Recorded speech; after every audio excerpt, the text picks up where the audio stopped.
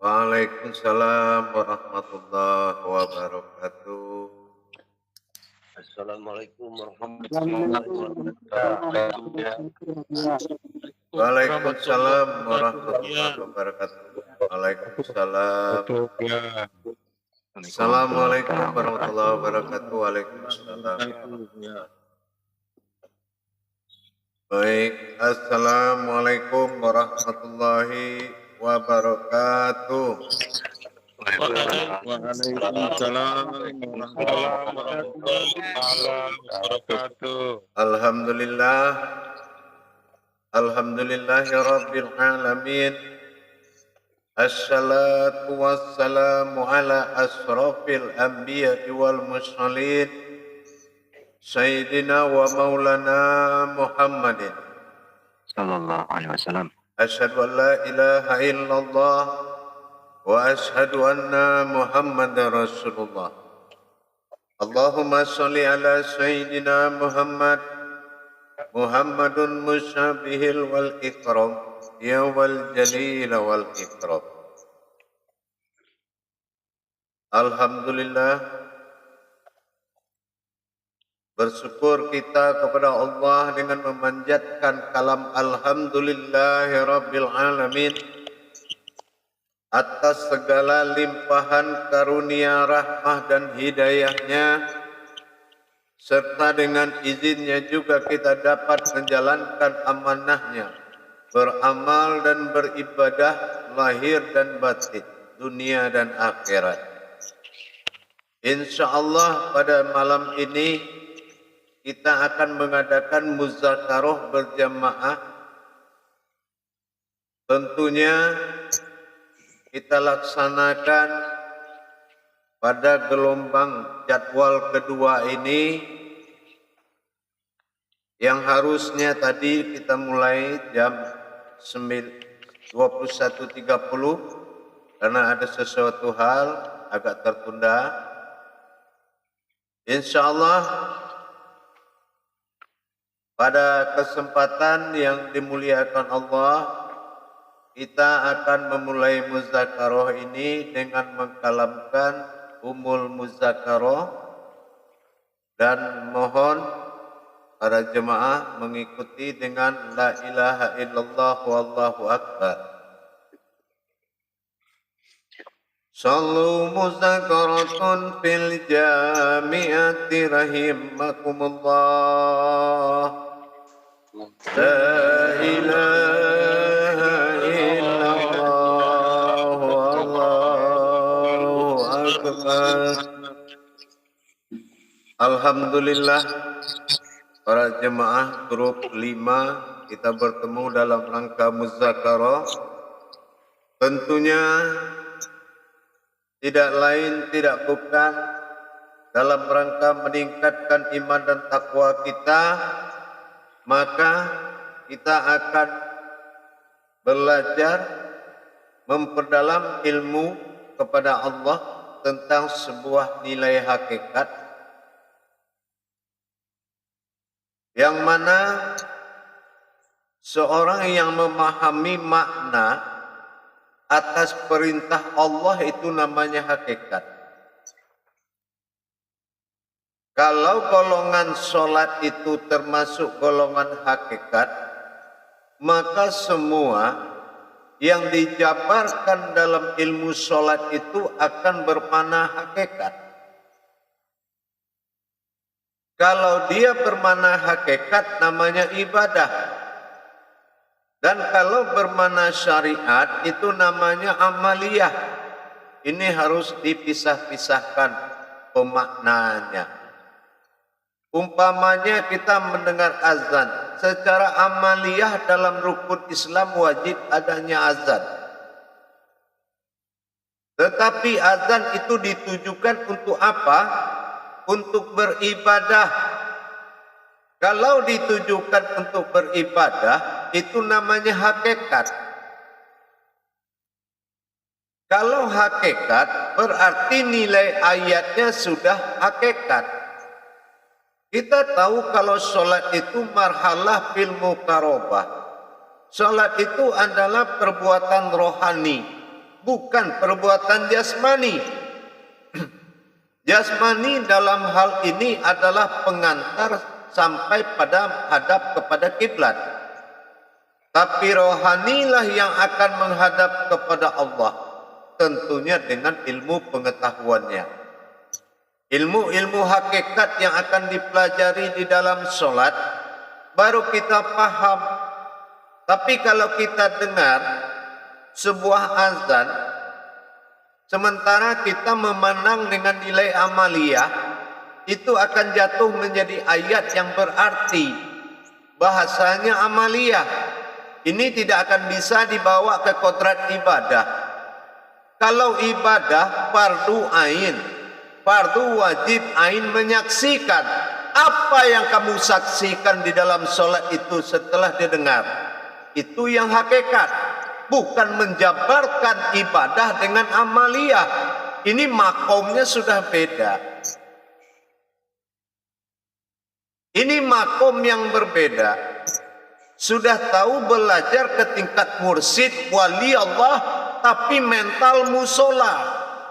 Inilah yang tidak bisa dibawa ke rangkanya. Kalau kita belajar ingin mendapatkan nilai besar dari Allah dalam ibadah, kita harus kaji ibadah itu. Nah, setelah kita tahu kaji ibadah, maka dikatakan ibadah itu hakikat. Buktinya kita tidak melihat siapa yang kita sembah. Nah, kalau kita tidak melihat siapa yang kita sembah, itu namanya hakikat. Disinilah kita belajar para jemaah untuk meningkatkan derajat daripada amal dan ibadah yang kita lakukan. Jadi dengan kita meningkatkan derajat ibadah kita, dengan kita memahami rahasia di balik ini semua. Kenapa? Sebuah syariat itu tidak akan bisa bergerak tanpa ada ketentuan hakikat. Dari mana sejarahnya tangan dapat cerita mengangkat tangan dalam solat?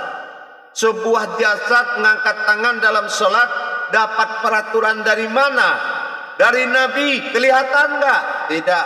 Nabi dari mana? Dari Allah. Allah kelihatan enggak? Tidak. Itu namanya hakikat. Itu yang namanya hakikat para jemaah. Jadi kita jangan memperlihatkan ilmu syariat di tingkat hakikat. Ini enggak bakal ketemu. Contoh, amaliyahnya ilmu syariat apa? Wa aniyabuduna hadza siratum mustaqim. Sembahlah aku, itulah jalan yang lurus. Silakan sembah. Bagaimana caranya? Kalau tidak belajar kepada hakikat dari menyembah, tidak akan pernah kita bisa. Dari mana sebuah jasad bergerak seperti itu kalau tidak ada peraturan hakikat? La ilaha illallah Muhammad Rasulullah, tidak ada yang bisa dilihat semuanya. Itu hakikat. Jadi apalagi itu solat. Solat itu mutlak marhalah muqarabah. Marhalah muqarabah itu adalah perbuatan rohani. Lebur ayat menjadi kauliyah, kauliyah lebur menjadi munajat, munajat lebur menjadi marifat, malipat bertajali melalui kauniyah. Solat itu susah, makanya dari dulu nggak bisa solat. Ilmu solat itu paling mahal. Apa ilmunya? Syahadat. Syahadat menyatukan syahadat langsung ahad menjadi satu, itu yang dinamakan ihram. Coba pelajari kalau bisa. Jangan asal ihram melipat tangan, orang mati juga melipat tangan. Apa hubungan ihram dengan melipat tangan? Kalau kita belum tahu, berarti kita belum mengenal hakikat. Makanya jangan buru-buru mengambil kesimpulan. Di dalam belajar ilmu tauhid, sekian bulan seorang mursyid baru melihat niat muridnya. Benar nggak ini? Atau mencocok-cocokkan ilmu dengan guru lain? Barusan saya mendapatkan kabar terjadi penyalahgunaan. Berguru kepada yang lain membawa ilmu-ilmu dari makom sini. Allah jangan dimain-mainkan. Lebur kamu jadi tepung. Inilah para jemaah yang harus diwaspadai. Sekarang iya, begitu saya buka rahasia solat dan bismillah, semua dukun sudah tampil di YouTube mengaji bismillah. Ini yang kita khawatirkan para jemaah. Hati-hati. Bertahanlah dengan tauhidmu kepada Allah, kuatkan imanmu. Insya Allah berkah sampai niatmu. Jadi kalau kita belajar ilmu hakikat, hakikat apa? Hakikat dari syariat itu sendiri. Ibarat sebuah patung kita taruh berdiri di halaman rumah, suruh bergerak. Gak bakal bisa. Tapi kalau kita datang, kita gerakkan, berarti hakikat dari patung itu adalah kita yang menggerakkan. Itulah fi'il dan af'al. Bergerak dan yang menggerakkan tidak akan sama. Rukun dan rakaat tidak akan sama. Kalau tidak ada rukun fi'ilullah, tidak akan bergerak Adam pada jasad rakaat. Jadi belajarnya pelan-pelan jemaah, ya. Sekarang jangankan Allah percaya, saya aja sebagai walinya masih melihat dan memantau apakah jemaah ini benar-benar atau tidak. Paham kira-kira? Insyaallah paham ya. Kalian calon orang mahal, calon walinya Allah, alimnya ulama. Dibentuk dulu alimnya di sini, baru diturunkan keulamaannya. Jangan kayak ulama sekarang, tidak berdasar dari alim dulu. Akhirnya apa? Mimbar ada, istri ditambah. Nah, ini yang saya khawatirkan. Kenapa aibmu dilihatkan Allah di mimbar Islam? Berarti Allah itu benar-benar marah. Dan tidak akan ada wali Allah keluar di YouTube. Karena mereka sesuai kodratnya. Tapi saya dengan ikhlas mohon petunjuk Allah, Allah izinkan untuk membentuk daripada kewalian-kewaliannya. Insya Allah belajarlah memahami hakikat. Mudah-mudahan sami'na wa ta'na saja belajar, mudah-mudahan sukses. Insya Allah. Amin amin ya Rabbi. Jangan ya masih pagi-pagi, jangan banyak nanya, ikuti dulu jalannya dan nikmati jalannya dulu sejauh mana kita bisa tunduk kepada hakikatnya Allah. Dilihat kebenaran kita, jadi kita banyak-banyak bertanya tentang hakikat, itu lebih bagus daripada memikirkan hakikat. Karena tidak akan tembus juga dipikirkan. Paham kira-kira jemaah? Insyaallah. Nah, insyaallah. Begitu ya. Silakan bertanya tentang hakikat solat dan hakikat apa saja. Silakan. Insyaallah. Assalamualaikum warahmatullahi wabarakatuh. Waalaikumsalam warahmatullahi wabarakatuh. Ibu ya, tausiahnya. Silakan Pak Bahirul Rashid. Ikuti aturan moderator, jangan rebutan kayak partai. Nah, biar tertib kita ngaji. Assalamualaikum warahmatullahi taala wabarakatuh ya. Waalaikumsalam warahmatullahi wabarakatuh. Ingin bertanya Bu ya, kalau di hakikat itu Bagaimana? apakah diri hakikat itu cukup kita hadirkan, pikirkan atau penyaksian? Kalau penyaksian apakah harus 24 jam Buya atau gimana? Iya. Semua yang berurusan dengan Allah itu 24 jam. Itulah syahadat 24 huruf, ya. Nanti akan kita belajar. Karena memang nggak ada diri selain hakikat. Kalau jasad udah jadi tanah, mana yang kembali kepada Allah? Itulah yang hakikat. Kalau kita nggak tahu diri kita, siapa yang mau kembali dan kemana kita mau kembali? Betul nggak? Nah, wajib. Apakah cukup? Tidak cukup hanya kita dibayang-bayangkan, nanti akan kamu saksikan dirimu itu sendiri. Tentunya dengan belajar, ya. Mengenal diri dalam diri, kalau ketemu bukanlah diri tetapi mendapatkan sesuatu yang berdiri. Diri ini pengajian. Kajiannya namanya diri, bukan diri kita yang banyak. Karena Allah tidak ikhlas dikaji dari pohon, dari batu, dari air, dari angin, dari tanah. Dia hanya man arafa nafsahu wa qad araha rabbahu. Boleh dikenal tapi melalui kaji diri, bukan diri yang banyak. Begitu. Ya, Khairul? Insya Allah ya. Nah, gitu nanti cari diri yang banyak. Mana diri saya Buya? Mana ada orang dijadikan, kan? Itu alat untuk mendapatkan Allah, Tuhan kita. Yang disuruh Allah, man arafa nafsahu wa qad araha rabbahu. Hu dua-duanya. Hu itu artinya keakuan bagi Allah. Barang siapa yang mengenal diriku, maka dia akan mengenal ketuhananku. Itulah man arafa nafsahu wa qad araha rabbahu.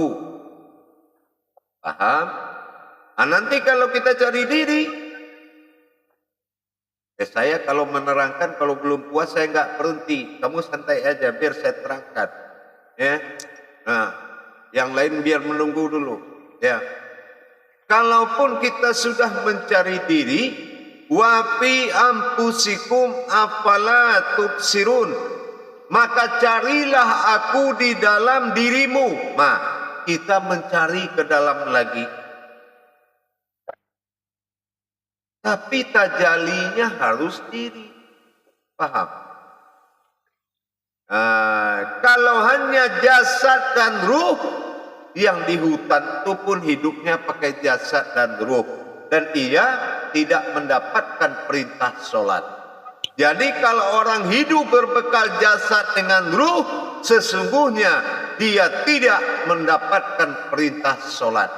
Karena sholat itu diperintahkan kepada rohani. Makanya tidak ada manggil manusia dalam azan itu. Allahu Akbar, Allahu Akbar. Allah salbiyah, hu nafsiyah, akbar maknawiyah. 20 sifat Allah dalam diri. Mana yang kita dipanggilnya? Itu yang harus ditatap kalau ada azan. Nanti kita belajar ya. Insyaallah ya. Silakan yang lain. Terima kasih Pak Tahirul Rasyid. Silakan Pak Nur Hadi.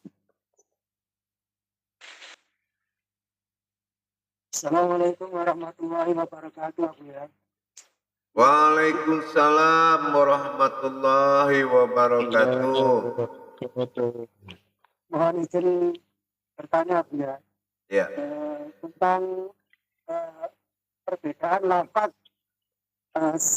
salat secara syariat yang selama ini kita apakan di kitab-kitab dengan lafaz secara hakikat bagaimana, ya? Baik, yang sholat itu tidak napas, yang sholat itu diri. Ya, kalau napas yang sholat, kenapa pakai jasad? Tinggalan aja jasadnya di rumah. Yang sholat itu diri. Alla anta'buduni al-ma'budun. Sembahlah aku dengan diriku sendiri. Mana diri Allah dalam diri? Berwaris Adam kepada jasad nurani bagi diri, berwaris Muhammad pada zatnya Allah, rohani bagi kita, dan berwaris Allah pada batinnya, nyawa bagi kita. Kalau sudah berdiri hakikat diri Adam dan Muhammad, bernyawakan batin Allah, itulah diri panafilah yang tidak berurat dan tidak berdarah. Ini solat menghadap Allah loh, bukan menghadap Pak Lurah, ya enggak? Hakikat Allah itu yang tidak bersekutu dengan dia. Mana diri sifat Allah yang tidak bersekutu padanya, itulah yang akan menghadap yang kita saksikan. Makanya fardu ain, fardu wajib ain menyaksikan. Makanya kalau pandangan kita sudah penuh dengan hakikat, maka setan tidak akan bisa masuk ke dalam solat kita. Karena dia masuk ke dalam pandangan yang kosong. Paham? Nanti dikaji hakikat berdiri, hakikat ruku, hakikat sujud, hakikat duduk, siapa yang berdiri, siapa yang ruku, siapa yang sujud, kemana dia sujud, kemana dia berdiri. Setelah semuanya fardu ain, betul-betul kita saksikan, insya Allah tidak akan ada peluang tempat setan itu masuk. Dia hanya masuk ke dalam pandangan belaka. Paham? Iya, Buya. Terima kasih ya, Buya. Insya Allah. Udah paham kan? Ya. Ya, kalau belum paham, jangan mundur dulu. Di sini belajar, ya. Ya. Ya, sudah. Silakan yang lain. Ya, terima kasih Pak Nur Hadi. Silakan Pak Kardi. Assalamualaikum warahmatullahi wabarakatuh. Waalaikumsalam warahmatullahi ta'ala wabarakatuh. Mohon kalau kita salah, saya mendengarkan dari doa yang 5. Suaranya Saya ingin putus-putus, bertanya. Pak. Suaranya putus-putus. Dekatkan lagi. Ya. Saya mau bertanya, Bu ya. Ya. Kalau misalnya kita salat berjamaah, nah untuk menjalankan hakikat dan kodrat doa, kalau misalnya yang berdoa itu imam, itu seperti apa? Bagaimana putus-putus suaranya, Pak? Coba didekatkan lagi, coba. Ya.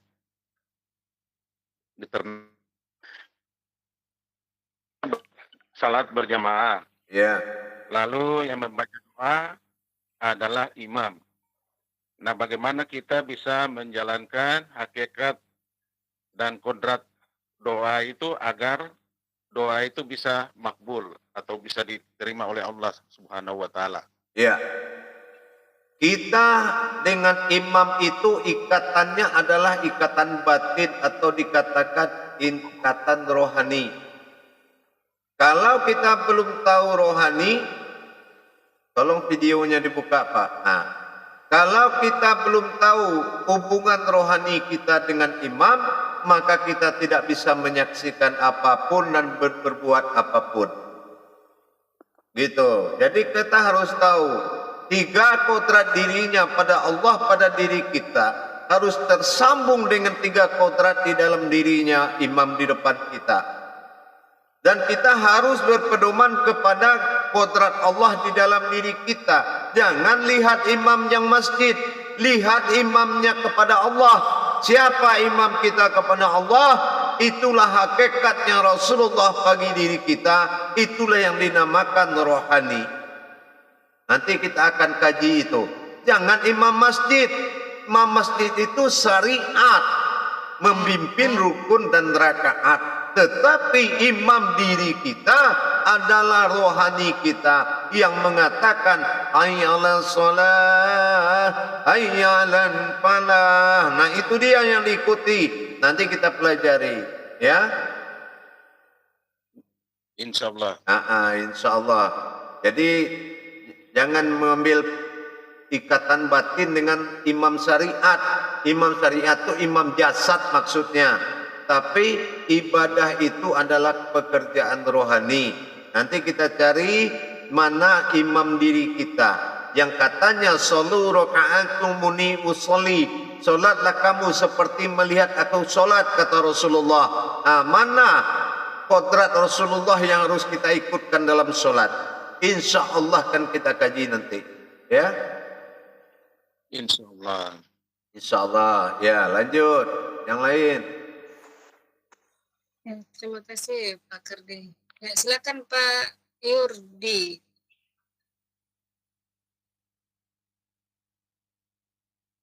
Assalamualaikum warahmatullahi taala wabarakatuh, Buya. Waalaikumsalam warahmatullahi wabarakatuh. Saya sangat bersyukur sekali dipertemukan oleh Allah kepada Buya ini. Insya Allah. Selama ini, jujur ini Buya, selama 26 tahun saya nggak pernah menangis. Amin. Baru bertemu sama Buya, guruku, Insya Allah. untuk bermohon menjadi murid Buya, saya menangis Buya. Insya Allah. Insya Allah. Dan saya melaksanakan sholat juga menangis. Insya Allah. Nah, tetapi setelah saya ikuti beberapa kali kajian dan juga mengikuti YouTube Buya, ada pemahaman yang saya coba implementasikan ke sholat. Tetapi pertanyaannya hilang-hilang timbul Buya. Pertanyaannya, apakah saya selama ini banyak dosa yang membawa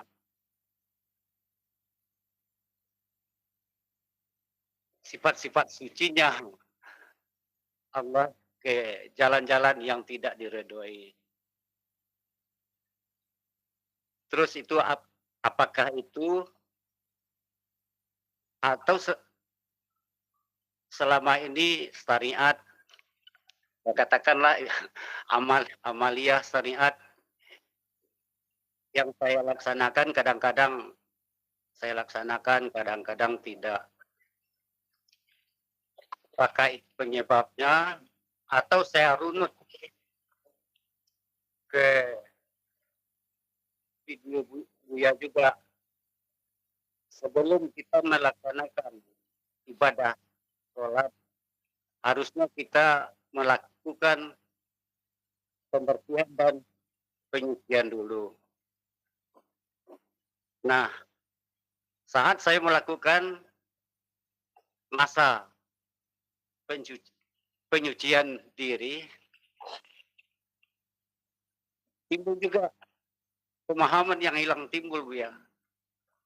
Pertanyaannya, saat saya mandi itu, saya orang berdosa ini. Siapa yang memandikan saya?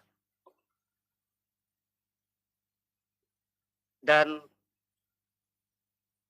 itu ada air subah. Nah, air subah itu apakah bisa seperti saya yang selama ini banyak berdosa, bisa muncul saat saya mandi? Baik. Jadi buat sementara, mohon penjelasan Buya. Ya. Nah, kalau yang kurang paham, mungkin saya bertanya lagi. Ya. Assalamualaikum warahmatullahi taala wabarakatuh. Waalaikumsalam. Ada 3 jawaban saya, tolong disimak baik-baik. Pertama, besar mana Allah dari sebuah dosa?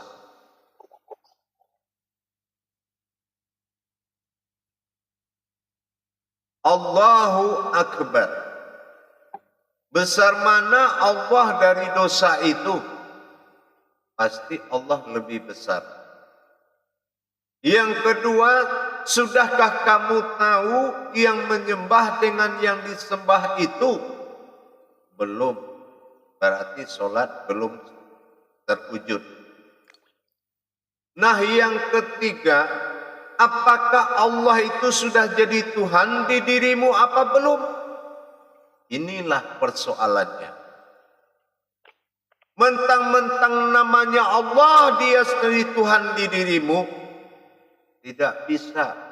Muhammad aja mengangkat di Allah jadi Tuhannya. Asyhadu an la ilaha illallah katanya. Apa Allah jawab? Wa asyhadu anna Muhammad Rasulullah. Saling aku mengakui dulu. Berarti kodrat syahadat itu harus dihidupkan dulu di dalam diri kita. Paham? Jadi jangan suuzon dengan dirimu. Ya. Tidak boleh kita menyalahkan diri kita. Memang benar. Kenapa ada dosa dan pahala? Karena yang digerakkan adalah jasad dan yang menggerakkan adalah Allah.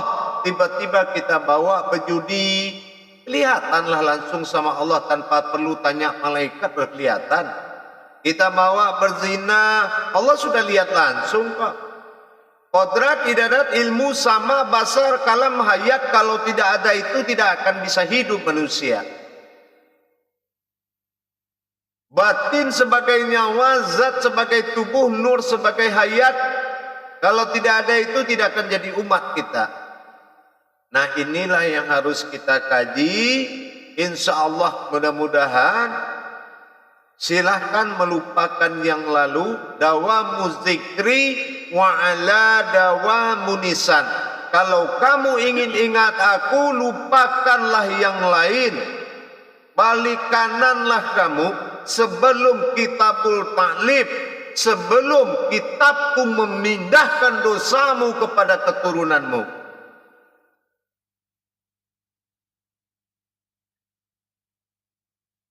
Apa mau Allah pindahkan hukum dan azabnya kepada keturunan kita? Allah bersifat dua. Ada kitabul wa'di namanya ketetapanku. Ada kitabul taklif, ada kitabnya yang menentukan dipindahkan. Ini yang kita harus jaga. Kalau kita pintar ngaji, jangan merendahkan yang nggak bisa. Kalau Allah pindahkan nanti, coba bodohnya ke kita, pintar kita ke dia. Nah, begitu juga yang lain. Apapun yang kita alami dan kita bentuk, di sini kita dibentuk menjadi alim. Artinya kita sudah siap. Karena apa? Karena kita ditunggu oleh umat. Laksana bulan purnama ditunggu oleh bintang yang banyak. Maka bulan purnama itulah yang menjadi tatapan umat. Begitulah kehadiranmu nanti di tengah umat. Jadi saya rasa semua jemaah tidak perlu memikirkan yang sudah-sudah. Kenapa? Kalau berdiri yang hak itu pasti binasa yang batil itu. Insya Allah mudah-mudahan. Niat iktikat dengan penuh. Wala zidna jahadu fitna lahadiyahum subulana. Bersungguh-sungguhlah mencari jalan Allah. Insya Allah. Apapun rintangannya hadapi. Karena itu hanya sesaat. Allah tidak pernah menzolim umatnya. Kalau selama ini kita belum bertemu dengan amir diri kita. Banyak ulama, banyak mursyid. Tapi belum tentu dia menjadi ahli dirimu. Atau amir mukminmu. Insya Allah mudah-mudahan kita berjodoh. Insya Allah sekuat saya dan semampu saya, pasti saya akan berusaha dengan tidak menutupi sedikit pun kebenaran Allah pada diri saya. Insya Allah mudah-mudahan. Paham? Insya Allah. Paham insya Allah. Insya Allah. Amin. Ya. Sudah Pak Yudi? InsyaAllah. Ya. Terima kasih Bu ya. InsyaAllah. Silakan Pak Khairul. Assalamualaikum warahmatullahi wabarakatuh, ya. Waalaikumsalam. Waalaikumsalam warahmatullahi wabarakatuh. Saya ingin bertanya, Bu, ya. Ya, Ini kita kalau hakikat naik sejadah itu, Bu, ya. Ya. Kalau di rumah mungkin kita bisa membaca Al-Ikhlas 3 kali, An-Nas 1 kali. Kalau kita masuk masjid gimana, Bu, ya? kan saya sudah bilang, nggak usah terusin, sudah tahu saya. Ya. Sholat ini ayat itu namanya kauliyah. Kauliyah ya, bukan ayat. Di dalam sholat itu tidak ada orang baca ayat. Makanya syarat sah sholat, kaul, fikli, kauli, kolbi. Ayat itu kauliyah. Ayat lebur jadi munajat, kauliyah, kauliyah lebur jadi munajat, munajat lebur jadi ma'rifat. Itu nanti akan menjadi pensaksian, bukan bacaan. Sekarang cepat mana ma'rifat dari gerakan imam itu? Cepat magrifat, Bu, ya. Nah itu. Jadi kalau belajar memang harus begitu di rumah. Tapi kalau ingin mencapai masjid, ikuti saja seperti biasa. Nah tapi di rumah latihan lagi. Nah belajar di rumah. Sholat sunat banyak-banyak, belajar kita naik sajadah. Ya, apa sholat sunat kerjakan, dilatih diri kita. Itu. Karena semua ayat dalam sholat itu tidak akan ada melainkan pensaksian. Apa yang Allah lihat itu yang akan kita saksikan. Makanya sholat itu fardu ain, bukan ayat itu dibaca. Gitu ya. Nanti tahu tuh apa yang Al-Ikhlas itu, apa yang An-Nas itu. Nah, bisa disaksikan. Bisa dilihat kauliyahnya. Kodrat daripada ayat itu namanya kauliyah. Contoh, Subhana rabbiyal azimi wa bihamdi. 3 kali apa yang mau dilihat? Coba. Iya kan? Nah, gitu. Jadi itu yang dinamakan kauliyah. Kalau sudah kauliyah, itu baru dibaca dengan munajat. Munajat itu tidak pakai bibir, tidak pakai suara. Baru ma'rifat mengantarkan makna daripada yang kita baca tadi. Itu kalau belajar sholat, ya. Apa makna yang kita lihat tadi, itulah yang kita kirim ke tempat wujudnya Allah itu.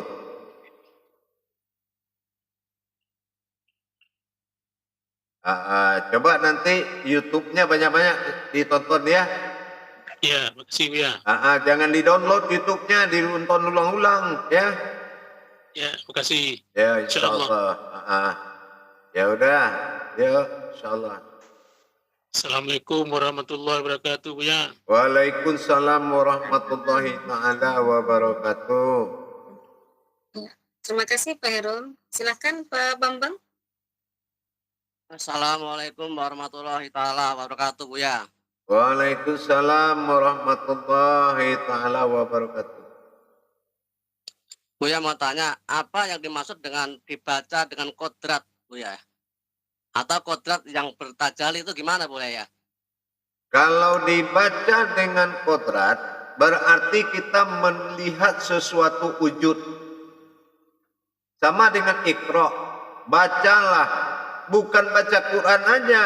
Iqra itu maknanya banyak. Bacalah, imanilah, pelajarilah, yakinilah. Nah, siapa? Jadi kalau kita membaca kodrat itu, kita melihat wujud kodrat itu. Dan nanti ada maknanya. Maknanya ini yang kita kirim ke ujung batin tempat persembunyian Allah yang akan kita sembah itu. Itu. Jadi tajali itu ya kita mengirim itu betul namanya tajali. Kita mengirim itu namanya tajali itu. Mentajalikan ayat kepada Allah. Nah kan? Jadi kalau kita sholat begini, lebur ayat menjadi kauliyah, lebur kauliyah menjadi munajat, lebur munajat menjadi ma'rifat, lebur ma'rifat menjadi kauniyah. Nah, kauniyah ini ikro yang diturunkan ke dalam batin. Nah, itulah yang akan menceritakan ayat itu yang kita lakukan. Makna ruku, makna berdiri, makna sujud, itu ada maknanya semua. Iya Buya, insya Allah. Ya, kita harus belajar sholat ini pelan-pelan, ya. Insya Allah Buya. Jangan nanti cepat dapat, cepat lupanya. Ya, insya Allah. Ya. Insya Allah. Waalaikumsalam warahmatullahi wabarakatuh. Terima kasih Pak Bambang. Silakan Pak Rahman.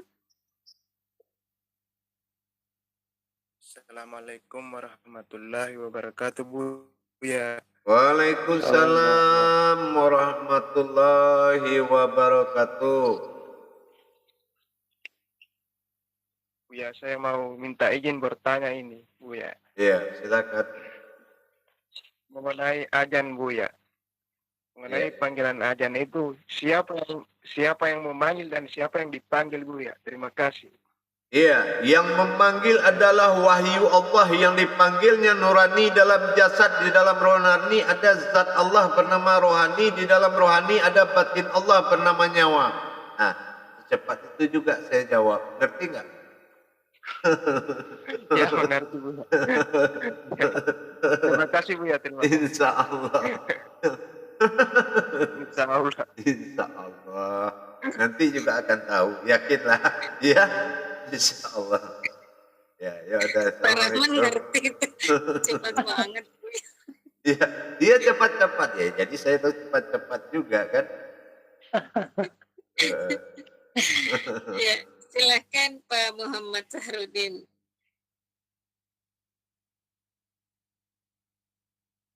Silakan. Suaranya suara. Assalamualaikum warahmatullahi wabarakatuh ya. Waalaikumsalam warahmatullahi wabarakatuh. Ya, silakan. Ini ya ini yang saya tanyakan ya Bu ya, tentang melaksanakan niat secara hakikatnya. Mohon penjelasannya Bu ya. Niat sholat maksudnya? Iya, niat sholat. Niat sholat itu bukan nawaitu tetapi usoli. Kalau kita membaca usoli, kita harus melihat asal usul kita. Apa asal usul kita? Yang seperti saya bilang tubuh panafilah, diri panafilah. Apa yang dikatakan diri panafilah? Batin Allah wujud pada nyawa, zatnya Allah wujud menjadi rohani, dan nurnya Muhammad wujud menjadi jasmani. Jadi kalau batin zat nur itu ada juga di dalam kolbi kita, cuma kodratnya alam, bukan manusia, bukan umat, dia alam. Nah, dia alam. Jadi di saat kita baca usoli, kita menatap ke yang tiga pasangan diri kita di dalam kolbi tadi. Usolli, nah kita menatap tuh, kita bayangkan ke arah situ. Tiga di luar berupa orang, tiga di dalam berupa alam. Paham? Insyaallah. Nurani, rohani, dan batin. Nah, ini yang diri panafilah. Tubuh yang tidak berurat, tidak berdarah. Inilah yang diri panafilah itu. Ya, itulah diri yang diwarisi dengan diri kodratnya Allah itu. Diri fitrah namanya. Insya Allah. Paham? Insya Allah. Insya Allah. Amin. Ya, terima kasih Bu ya. Assalamualaikum. Insya Allah. Waalaikumsalam warahmatullahi wabarakatuh.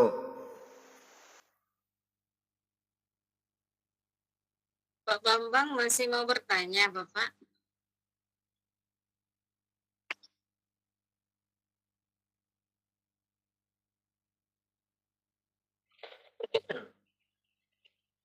Ya, tangannya silakan diturunin.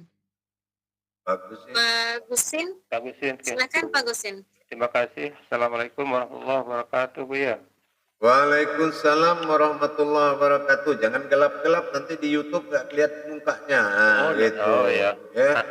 Oh, kan ganteng kamu ya. tuh. Oh, kan nanti dilihat orang. Alhamdulillah. Iya. Ya, silakan.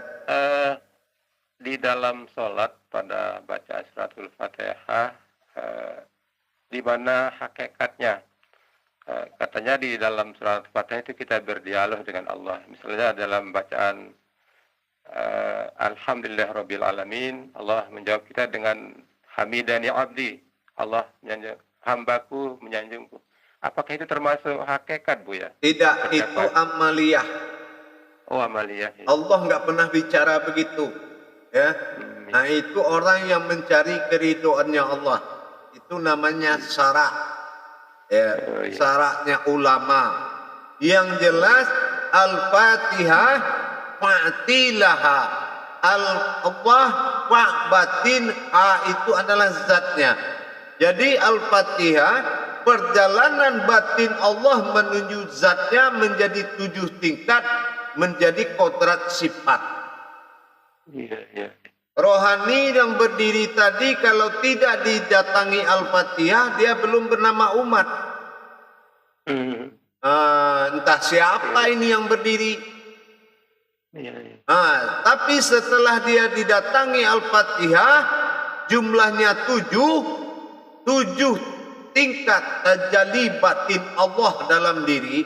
Makanya dikatakan Al-Fatihah itu Fatihatun Nasun, yaitu gerakan batin Allah pada manusia. Baru itu jumlahnya 7, namanya sifat. Selain dari kodrat Allah 3, maka semuanya 7. Nah, air, api, angin, tanah, bulan, bintang, matahari, daging, urat dan tulang, hati, jantung dan pikiran, jiwa, di mani, manikam, aras, kursi dan keramat. Jumlahnya semua 7, hanya Allah yang satu. Makanya 17 rakaat menghadapnya 7 sifat kepada satunya Allah. Itu yang 17. Dalam jam 5 atau 5 itu tauhid 5 waktu sehari semalam. Ya, itu maksudnya bukan 17 kali. Iya. Ya. Iya, terima kasih Bu ya. Baru sekarang paham. Insya Allah. Pelan-pelan aja belajar pasti jadi kok. Oke. Insya Allah. Ya, Assalamualaikum. Waalaikumsalam warahmatullahi wabarakatuh. Terima kasih Pak Kusim. Silahkan Pak Arlis, ini Pak Arlis keluar masuk ini. Silakan Pak Arlis. Putus tadi Bu Nur, atau hilang aja. Itu bisa masuk lagi Pak. Assalamualaikum warahmatullahi wabarakatuh Bu ya. Waalaikumsalam warahmatullahi wabarakatuh. Mohon izin bertanya Bu ya. Ya. Apa namanya itu toharoh ya Bu ya. Ya. Dalam toharoh itu kan kadang munajat itu kan ya ma'rifatun nurullah wa nurul Muhammad ayan sabitah nurullah ayan sabitah wa nur Muhammad apa ayan sekarajiah. Itu melihat itu gimana tuh Bu ya, memandang itu Bu ya. Apa yang kita lihat dan apa yang kita pandang di situ. Kalau ayat karajiah itu yang kita pandang mewujud rupa-rupa Adam pada jasad kita.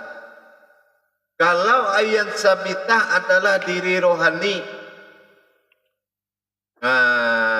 Ya, diri rohani itulah yang zat Allah atau insan. Jadi insan berjasad namanya.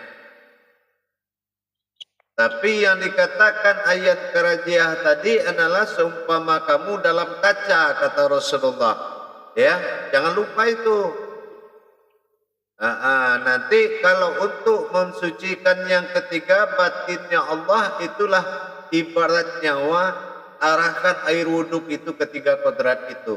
Ya, nurani, rohani, rabbani, arahkan ke situ air wuduknya.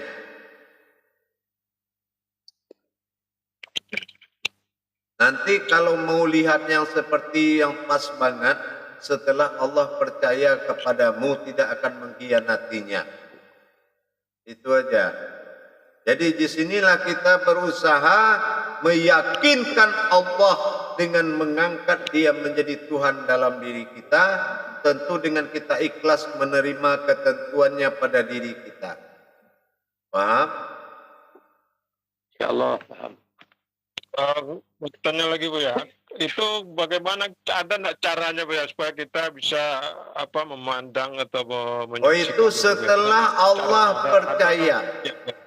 Jangan mencari sesuatu di jalan Allah, tapi dirikan niatmu bertuhan kepada Allah.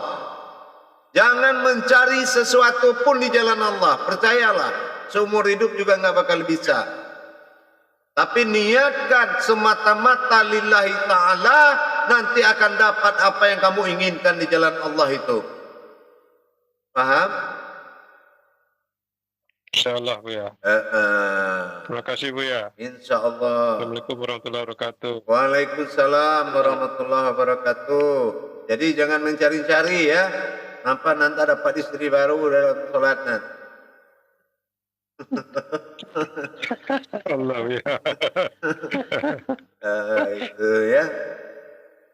Allah yang dicari ya. Baik para jemaah sekalian, karena saya untuk menyudahi YouTube dulu, saya keluar sebentar. Atau ada lagi yang mau bertanya? Yang belum bertanya? Yang belum bertanya dulu. Yang belum bagusin sebentar Bapak keduanya.